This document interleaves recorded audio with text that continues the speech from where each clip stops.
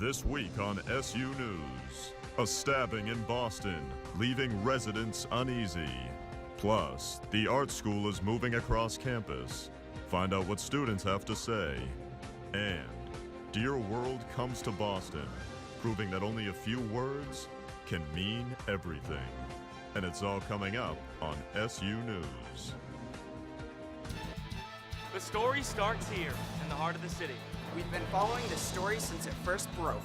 Everybody's waiting to find out what's next. It's an issue for residents here and around Boston. Now, the city is buzzing. It's a story you first saw on SU News. It's the talk of the town. It's all coming up on SU News.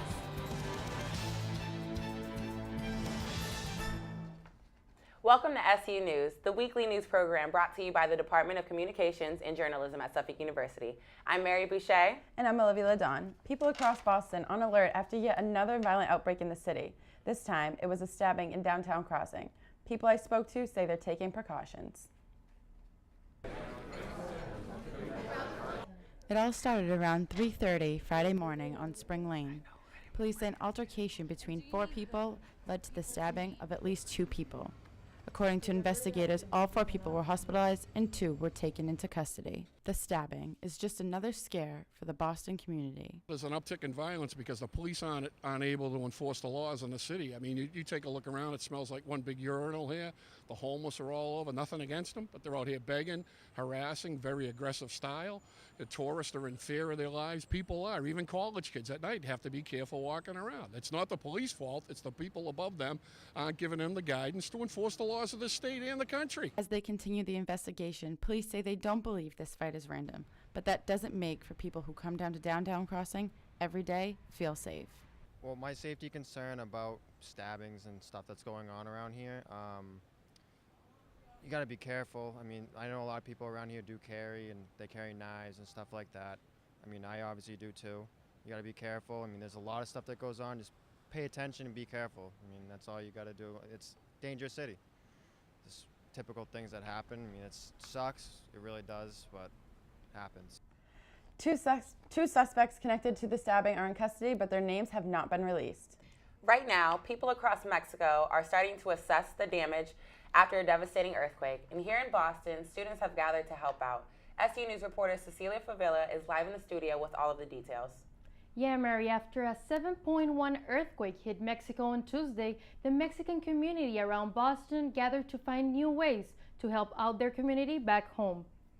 After watching the devastating effects of an earthquake that left behind more than 200 deaths, a group of Harvard students organized an event to take action. We want to join our families, our friends in the efforts to aid the people in need. So we organized this event to come here and brainstorm, and we expected a turnout of 30 people probably, and more than 100 people showed up. As more people arrived, they made notes with ideas of how they could help best. After 3 entire boards were full, these ideas were organized into different categories that went from making events, using social media, and fundraising.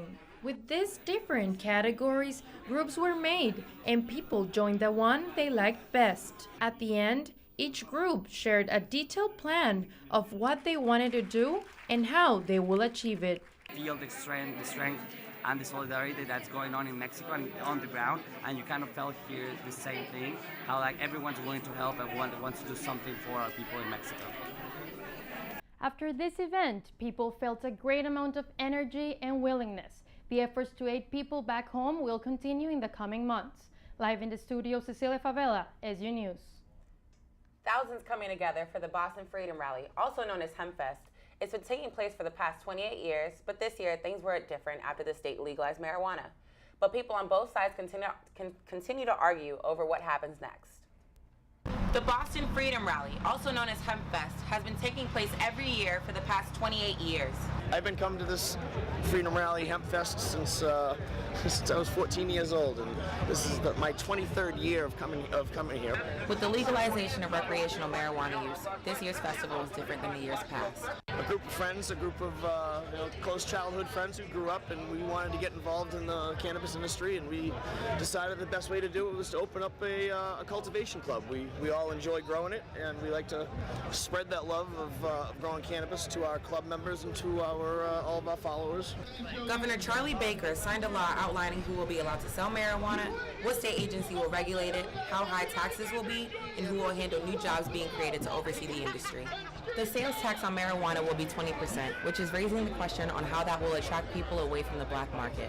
I think they're going to try to tax it to an unprecedented rate.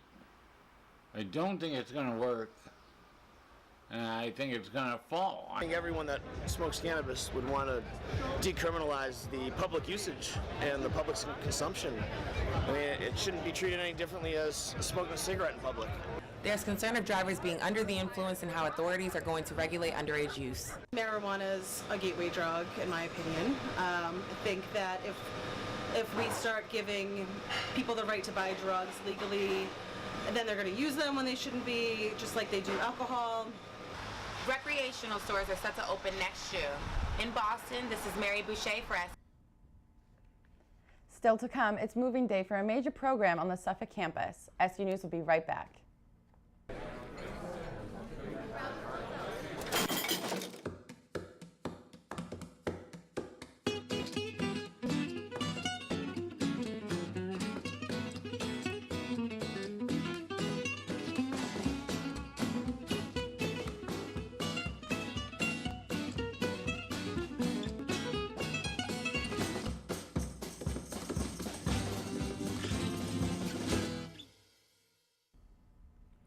Welcome back. Suffolk University's art school made the move, relocating to the main campus for the new semester.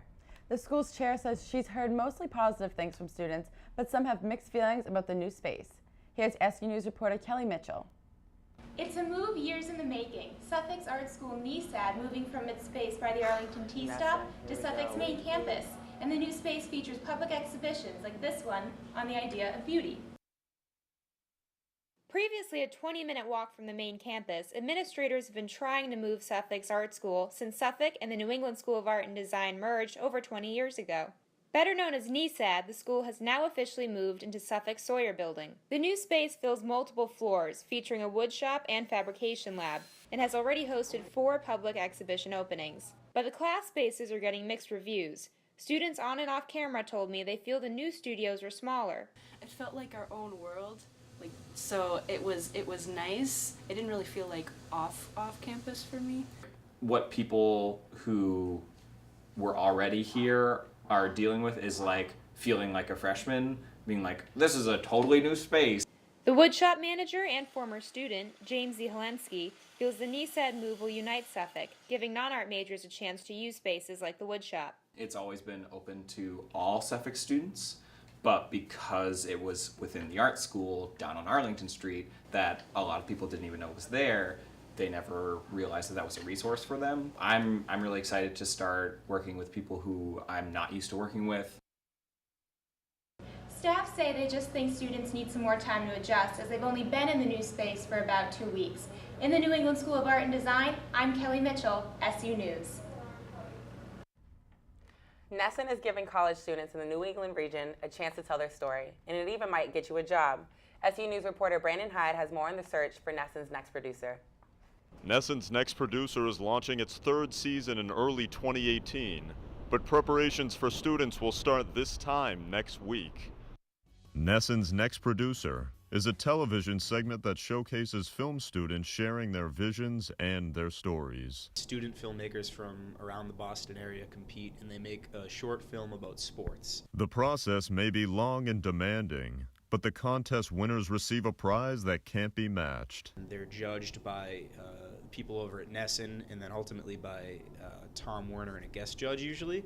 And they compete, they take the top 10, and they pick a winner, and that winner wins $20,000 and a job opportunity at NESN after school. Film student David Apostolidis says it was an experience like no other. It was a really awesome experience, and I think that if you're a student filmmaker and this is your major, it's a no-brainer. I think it's really a great a great opportunity for everyone to try and win some money, get really good experience. And Apostolides has one piece of advice that students should be aware of. I would keep in mind that it's got to be capped at 4.5 minutes, because that was one of our biggest struggles, was keeping it under the time limit.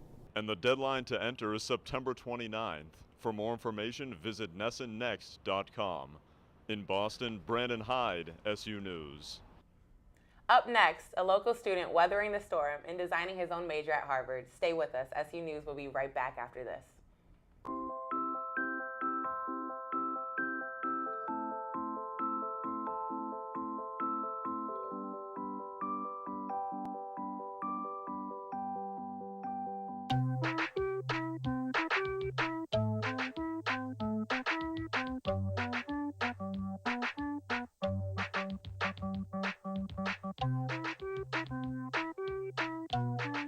Start a story. Adopt at theshelterpetproject.org. Welcome back. Harvard University is known around the world for its academics. But what people may not know is students have the ability to design their own majors. SU News reporter Jacob Toby has more. Harvard University, one of the nation's most prestigious schools, but something people may not know is that students have the ability to design their own majors. Meet 20-year-old Matthew Capucci, a native of Plymouth, Mass. In his third year at Harvard. What's his passion? The weather. His career goal is to be a weatherman on a major network. He started this journey long before he even got to Harvard, speaking at major conferences, winning scholarships, and even appearing on air. A gentleman in Boston, Matthew Capucci, who is a student at MIT and Harvard, and he brings us this report. Check it out. Well, as you can see right now, it is not a beautiful spring day as we would like, although we only have had 10 inches of snow in Boston this year. Right now we're standing over the Mass Pike, looking at the traffic westbound. You can see it is fairly slow, unfortunately. A very messy morning commute for travelers because the snow is coming down at an inch per hour at times. When I was that young, running outside to see thunderstorms all the time, when I was 7, I saved up my first commute money to buy a video camera for storm chasing, and it's been like that ever since. Before Capucci got to Harvard, the university had no such major of atmospheric sciences. But Capucci's grit and determination quickly changed everything. Getting my own major here at Harvard was a nightmare because convincing a 400-year-old institution to do something new is incredibly difficult. I think they've had like 14 kids in Harvard history who have done so. So getting the program was very challenging. It took a long time, but it's been very rewarding. Dean Lisa Laskin says that what the junior is doing is almost unprecedented. Special concentration is quite hard for a student to do. It's not for students who don't know what they want to do. It's for a student who knows exactly what he or she wants to do and cannot do it within one of our existing 49 concentrations. If you follow Capucci on social media, you'll see that he chases the weather everywhere. He even went to Nebraska to check out the solar eclipse. That was unbelievable. And you can see the darkness is lifting right over here. Wow. One thing that will always stay true about Capucci is that he never runs away from an opportunity to put himself in the center of the storm. I think it's a calculated risk. If you know what you're doing and you have the scientific background, it's pretty straightforward. I mean, you're not taking that much of a chance. You know, softball-sized hail shattering out the windshield, I'd repeat it in an instant. I loved it. With dreams of being on a major network, Capucci has put himself in a great position. Reporting in Cambridge, Jacob Toby, SU News. Recently, storytelling projects such as Humans of New York have been gaining popularity on social media and in the news. Now a similar organization named Dear World has been telling college students stories across the nation, and it came right here to Suffolk. SU News reporter Matt Brown has the story. Dear World isn't about the Facebook likes or the amount of views, and it's not just a pretty picture project either. Instead, Dear World advertises itself as a storytelling project, and today, they got the chance to tell the stories of Suffolk students right here at Suffolk University. Stories of hope, stories of struggle, stories of a brighter day. These are the types of stories founder Robert Fogarty wants to capture with his project, Dear World. The organization travels all over the country, taking portraits of people, writing a personalized message on their bodies. The communities invite us in. So we with our field projects, we'll seek out stories we want to tell. For example, this past June, we were in Orlando capturing after the 1-year anniversary of the attacks at Pulse, and we chose to be a part of that conversation. Dear World also has a college tour, traveling around to different universities, telling the stories of students there. This past Tuesday, They were telling the stories of Suffolk University students in Boston. Students who had their portraits taken loved the opportunity to tell their stories. The idea that my personal story could be part of a national movement is really exciting. And for students and faculty here at Suffolk, there was no debate about why Dear World came to the university. I think that because everyone comes from all over, it's a very diverse population, and I think that bringing everyone's stories together really just makes this event so much better. Like, we're communicating all the time, we're a social species, but it's not often that we get to just immediately start talking about who we are and what we care about and where I come from and what matters to me. And so we really believe in this currency of like storytelling as a way to just drop right into these super meaningful conversations that otherwise usually take maybe a couple of hours or days or weeks or cocktails to get to. Dear World travels all around the country telling students stories on campuses. You can find their schedule on dearworld.org or on their Facebook page. In Boston, Matt Brown, SU News. That's going to do it here for SU News. I'm Olivia Ladon. And I'm Mary Boucher. We'll see you next time.